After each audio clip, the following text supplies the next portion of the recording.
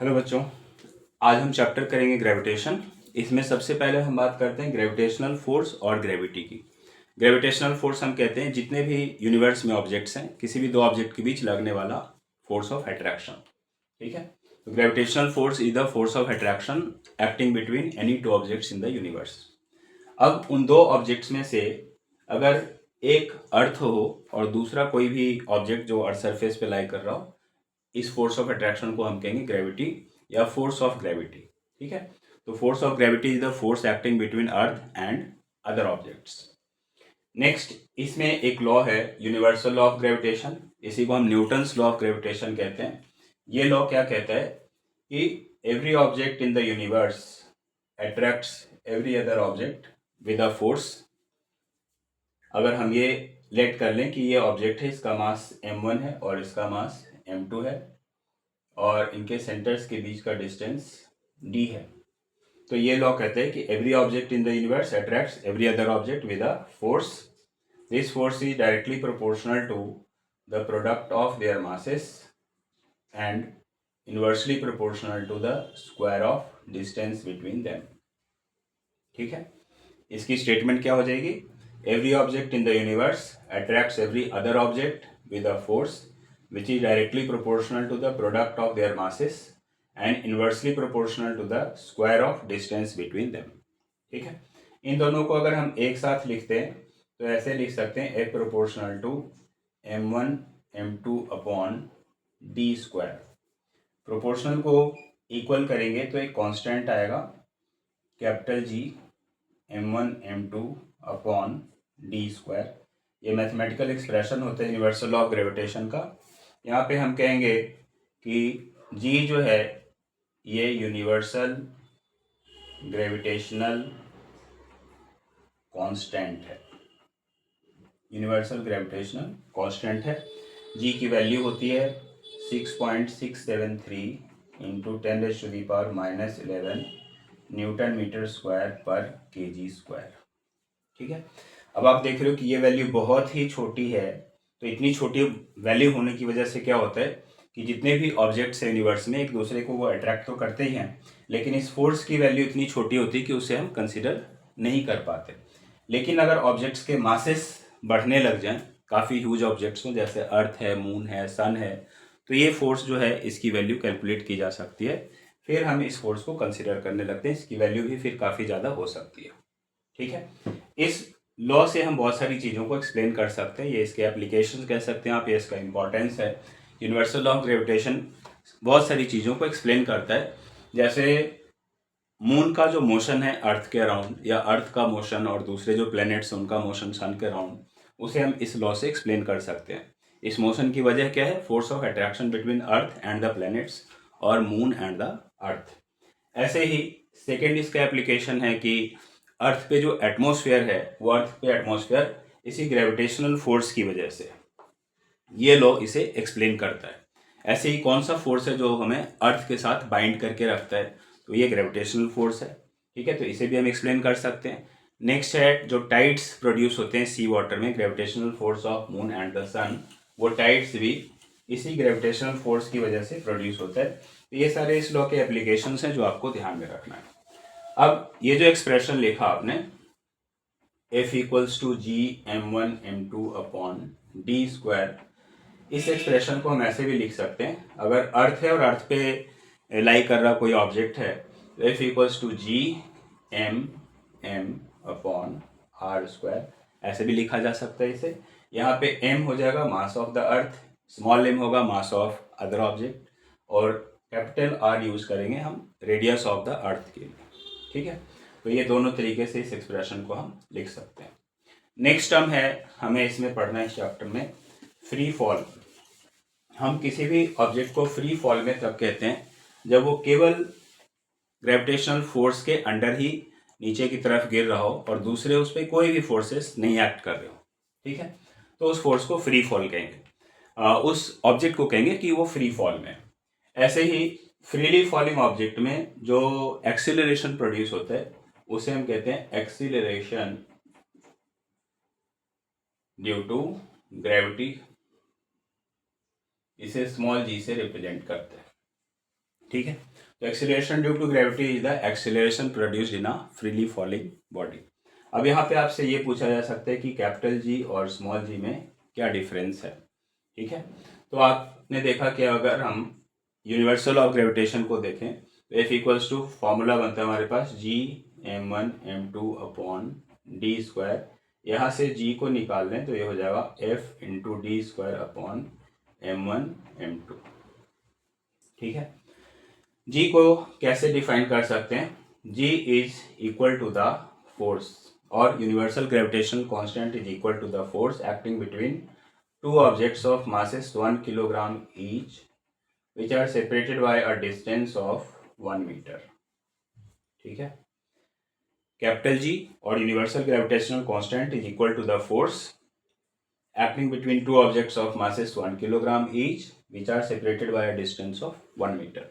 और स्मॉल जी को अभी कैसे डिफाइन किया मैंने, इसे हम डिफाइन कर सकते हैं it is the acceleration produced in a freely falling body. तो ये फर्स्ट डिफरेंस है जो आप डेफिनेशन के फॉर्म में यूज कर सकते हो। सेकेंड डिफरेंस है कि ये यूनिवर्सल ग्रेविटेशनल कांस्टेंट है, इसकी वैल्यू पूरे यूनिवर्स में कांस्टेंट रहती है। इसकी वैल्यू बताई मैंने आपको 6.673 इंटू 10⁻⁻11 न्यूटन मीटर स्क्वायर पर केजी स्क्वायर। और स्मॉल जी की जो वैल्यू है, स्मॉल जी की वैल्यू अर्थ पे 9.8 मीटर पर सेकेंड स्क्वायर होती है और अलग अलग प्लैनेट्स पे इसकी वैल्यू अलग अलग होगी। ठीक है, तो इसमें सेकेंड डिफरेंस ये बन जाएगा value of capital G is constant anywhere in the universe, value of small G changes from place to place. Next है डिफरेंस इनमें कि कैपिटल जी जो है वो एक स्केलर क्वांटिटी है, इसमें सिर्फ मैग्नीट्यूड होता है, इसका डायरेक्शन नहीं होता, जबकि स्मॉल जी में मैग्नीट्यूड और डायरेक्शन दोनों होता है, ये एक वेक्टर क्वांटिटी है। तो इस तरीके से आप इनके डिफरेंसेस यूज कर सकते हैं। नेक्स्ट हम आ जाता है पढ़ना हमें है सेंट्रीपेटल फोर्स। सेंट्रीपेटल फोर्स देखो, जैसे आप मून का मोशन कंसीडर कर सकते हो कि अर्थ के अराउंड लगभग सर्कुलर होता है, इसको हम सर्कुलर ही कंसीडर करके चलते हैं कि motion of the moon around the earth is circular motion. तो इसका मीनिंग हो गया कि मून का जो पाथ है, सर्कुलर पाथ है, उसके सेंटर से एक फोर्स लग रहा है, यानी अर्थ से एक फोर्स लग रहा है और वो फोर्स मून को सर्कुलर पाथ पे रिवॉल्व करवा रहा है। ठीक है, तो ऐसे ही फोर्स को सेंट्रीपिटल फोर्स कहते हैं, the force which keeps an object revolving around a circular path and acting from the centre of the path. ठीक है, तो ऐसे फोर्स को सेंट्रीपिटल फोर्स कहेंगे जो किसी ऑब्जेक्ट पे सेंटर से लगे और उसको सर्कुलर पाथ में रिवॉल्व करवाए, ऐसे फोर्सेस सेंट्रीपिटल फोर्स होते हैं। तो यहाँ पे जो मोशन ऑफ द मून है अराउंड द अर्थ, ऐसे motion of the earth around the sun, ये सभी सेंट्रीपिटल फोर्स की वजह से होते हैं। ठीक है, नेक्स्ट हम देखते हैं स्मॉल जी और कैपिटल जी में क्या रिलेशन होता है। इसके लिए हमें एक टर्म पता होना चाहिए, वेट। वेट होता है किसी भी ऑब्जेक्ट का कि वो जितने फोर्स से अर्थ के सेंटर की तरफ अट्रैक्टेड है। Weight is the force with which an object is attracted towards the centre of the earth. अब यहाँ पे इनके बीच अगर हमें रिलेशन फाइंड करना हो तो ये हम सोचेंगे कि अगर कोई ऑब्जेक्ट है, एम मास का ऑब्जेक्ट है, स्मॉल एम उसका मास है और अर्थ के सरफेस पे लाई कर रहा हो, तो according to the universal law of gravitation, universal law of gravitation से हमें क्या फॉर्मूला मिला था, F equals to Gmm upon R square. इसे इक्वेशन 1 लेट कर लेंगे। फिर फोर्स से हमें पता है according to the second law of motion, fourth chapter में हमने पढ़ा था सेकेंड लॉ ऑफ मोशन, इसमें एक फॉर्मूला आया था हमारे पास सेकेंड लॉ ऑफ मोशन का expression F equals to ma। F equals to ma। Gravitation में हम a को g कंसिडर करते हैं, तो इसलिए कह सकते हैं F इक्वल्स टू mg, यही ऑब्जेक्ट का वेट होता है। ठीक है, weight is the force with which an object is attracted towards the centre of the earth. अब ये दोनों ही लॉज से हमारे पास एक्सप्रेशंस आए हैं, तो हम क्या कह सकते हैं, from equation 1 and 2 mg equals to Gmm upon R square. यहाँ m और m ये कैंसिल हो जाएंगे, तो हमारे पास बचा रह जाएगा g equals to G M upon R square. ये स्मॉल जी और कैपिटल जी का रिलेशन होता है, आप याद रखेंगे इसे अच्छे से। इसी पे क्वेश्चन पूछा जाता है कि लाइटर और heavier objects fall at the same rate when released at same time from a height. तो इसकी वजह क्या होती है कि जो एक्सेलरेशन ड्यू टू ग्रेविटी है, इसकी value mass of the object depend नहीं करती। आप यहाँ पे क्या देख रहे हो कि ऑब्जेक्ट का जो मास है वो कैंसिल हो गया, तो it's value does not depend on mass of the object, it depends on the mass of the earth and radius of the earth. तो ये आपसे क्वेश्चन पूछा जा सकता है पेपर में, काफ़ी इंपॉर्टेंट क्वेश्चन है ये, इसे आप अच्छे से याद रखेंगे।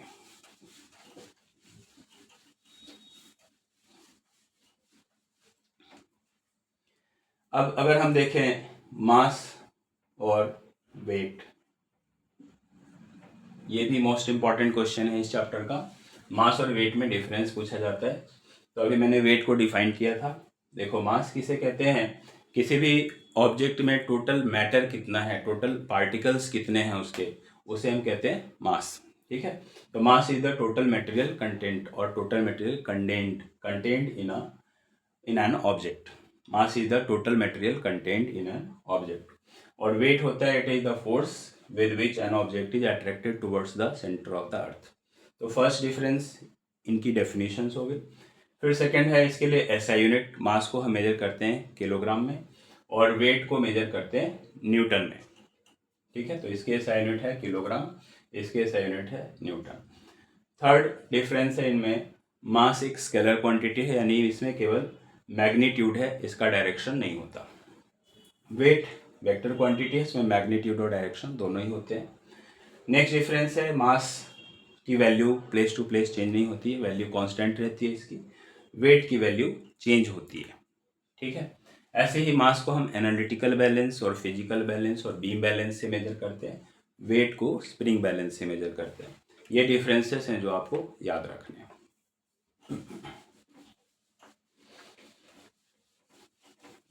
फिर हम देखते हैं इसमें इक्वेशंस ऑफ मोशन। देखो आपने इक्वेशंस ऑफ मोशन पढ़े थे 3 मोशन चैप्टर में।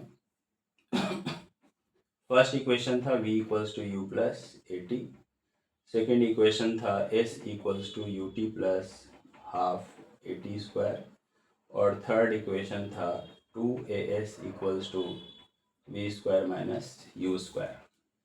इन्हीं इक्वेशन को ग्रेविटेशन में हम किस तरीके से यूज़ करेंगे, देखो फर्स्ट इक्वेशन लिखेंगे v equals to you plus a की जगह हमें g यूज़ करना है, तो u प्लस ए टी की जगह पे हो जाएगा जी टी। यहाँ पे g की वैल्यू आपको पता है, अर्थ पे g की वैल्यू होती है 9.8 मीटर पर सेकेंड स्क्वायर, तो v equals to you plus G T.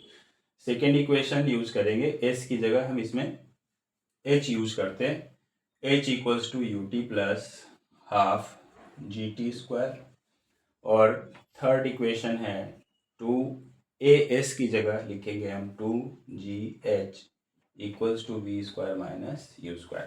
तो ये सेम है इक्वेशंस ऑफ मोशन, बस यहाँ पे आपको g की वैल्यू ये ध्यान में रखनी है। दूसरी बात कि अगर कोई ऑब्जेक्ट किसी हाइट से हमने ड्रॉप किया, ड्रॉप फ्रॉम अ हाइट, तो हम g की वैल्यू प्लस 9.8 लेते हैं मीटर पर सेकेंड स्क्वायर। ठीक है, ये याद रखेंगे, आपको न्यूमेरिकल्स में हेल्प मिलेगी इससे। और अगर किसी ऑब्जेक्ट को हमने वर्टिकली ऊपर की तरफ फेंका है,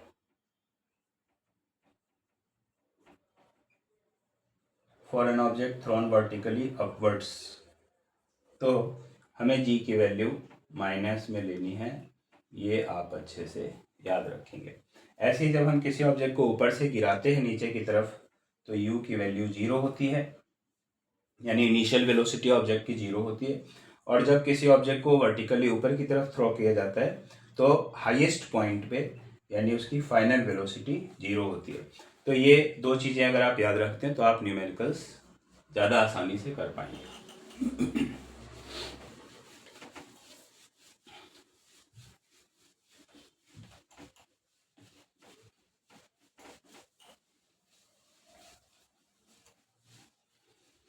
नेक्स्ट अगर हम देखें कि वेट है, तो वेट का फॉर्मूला मैंने बताया, जो फोर्स का फॉर्मूला होता है यहाँ पे m/g होता है। ठीक है। अब किसी ऑब्जेक्ट का मास अगर 1 किलोग्राम हो और एक्सीलरेशन ड्यू टू ग्रेविटी की वैल्यू आपको पता है 9.8 मीटर पर सेकेंड स्क्वायर होती है, तो ये आपके पास वैल्यू आ जाएगी 9.8 kilogram metre per second square और 9.8 न्यूटन। ठीक है। तो 1 किलोग्राम ऑब्जेक्ट का जो वेट होगा वो 9.8 न्यूटन के इक्वल होता है, ये ध्यान रखना है। यहाँ पे आप ये भी ध्यान रखेंगे कि 1 newton equals to 1 kilogram metre per second square.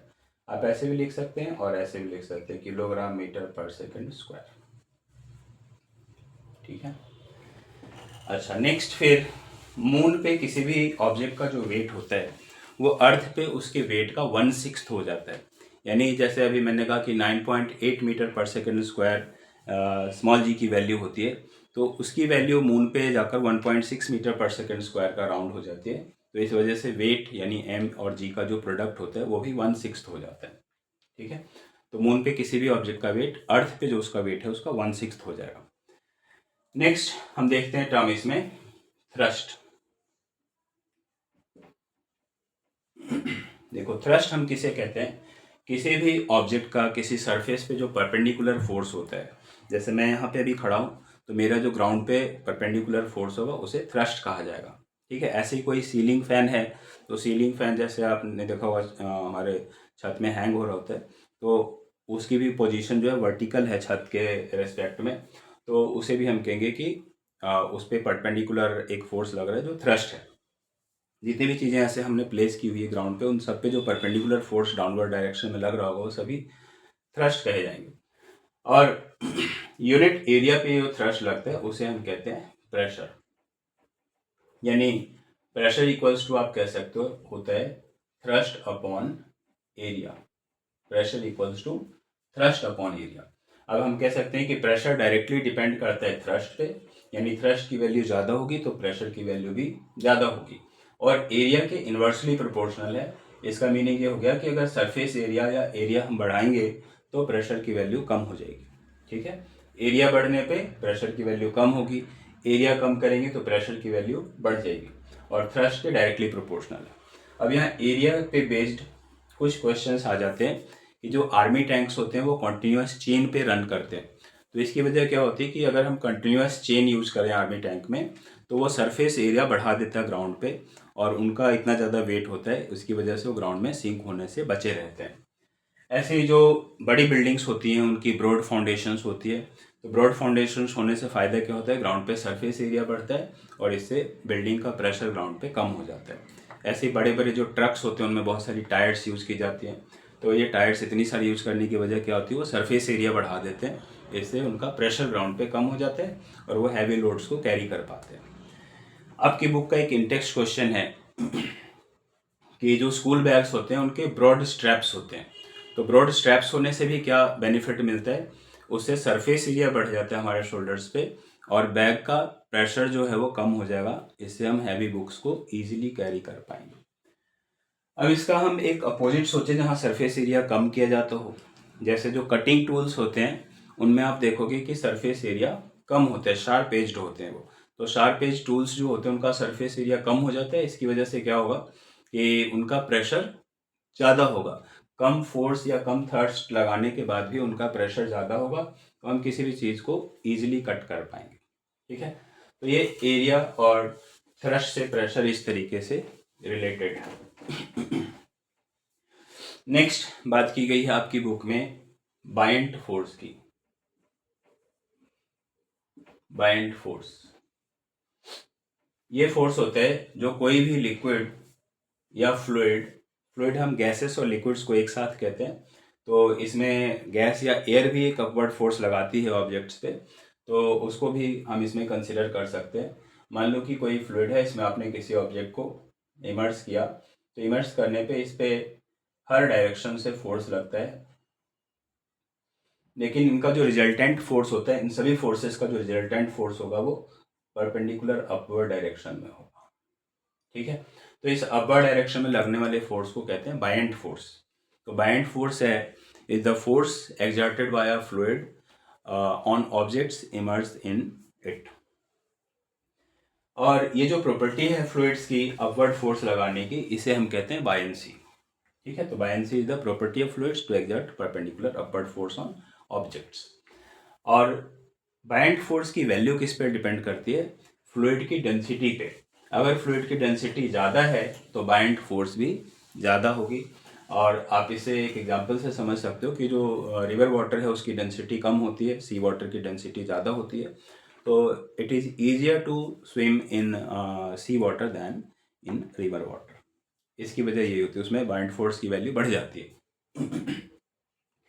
Next है हमें इसमें पढ़ना कि कोई भी ऑब्जेक्ट फ्लोट या सिंक कब करता है। देखो, कोई भी ऑब्जेक्ट फ्लोट कब करेगा?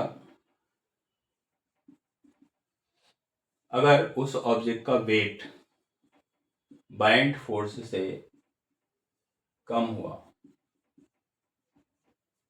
बाइंड फोर्स से कम हो गया, तो वो ऑब्जेक्ट फ्लोट करेगा। यानी बाइंड फोर्स की वैल्यू उसके वेट से ज़्यादा है।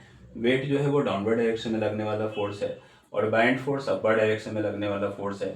तो बाइंड फोर्स की वैल्यू अगर ज़्यादा होगी तो ऑब्जेक्ट फ्लोट करेगा। दूसरा है उस ऑब्जेक्ट की डेंसिटी। अगर उस ऑब्जेक्ट की डेंसिटी भी जो लिक्विड है या फ्लूइड है उसकी डेंसिटी से कम हुई तो वो ऑब्जेक्ट फ्लोट कर जाए। तो ये दो कंडीशंस याद रखने ऑब्जेक्ट से फ्लोटेशन के लिए ये जरूरी होते हैं। नेक्स्ट आपको पढ़ना है इस चैप्टर में आर्किमिडीज प्रिंसिपल।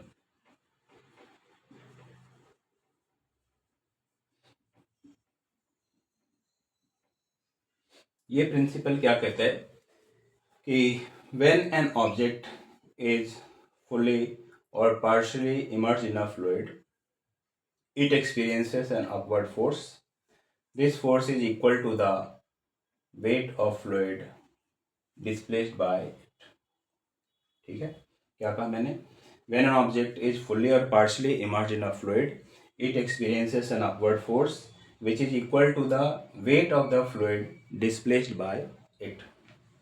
ये आर्किमिडीज प्रिंसिपल है। ये प्रिंसिपल तो छोटा सा है लेकिन इसके एप्लीकेशंस बहुत बड़े बड़े हैं।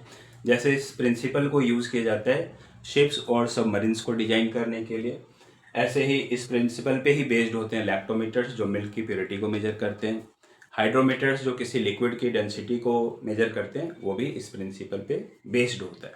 ठीक है, तो ये सारे इस चैप्टर के इंपॉर्टेंट टॉपिक्स हैं। इसे आप अगर अच्छे से ध्यान में रखते हो तो आप क्वेश्चंस ईजिली कर पाओगे पेपर में, फिर आपके अच्छे मार्क्स आएंगे। ओके।